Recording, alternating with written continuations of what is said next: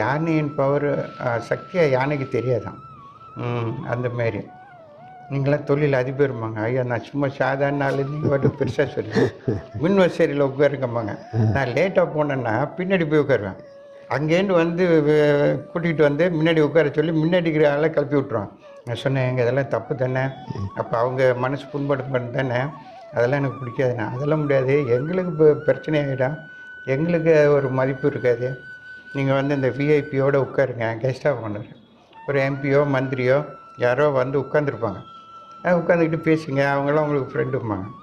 நான் சொன்னேன், உங்கள் மனசையும் புண்படுத்தக்கூடாது, அவங்க மனசையும் புண்படுத்தக்கூடாது, எல்லாம் இறைவன் செயல். அவர் ஏதோ வித்த பண்ணுறாரு, நம்ம அதெல்லாம் பார்ட்டிசிபேட் பண்ணுறோம், அவ்வளோதான், ஓகே அப்படின்றோம். அப்போ சரி. அப்போ 18 வயதில் தமிழ் காரைக்குடியில் வீட்டில் தான் படித்தேன். ஏன்னா ஸ்கூலுக்கு போனால் அவங்கெல்லாம் கற்றுக் கொடுக்க மாட்டேங்கிட்டாங்க.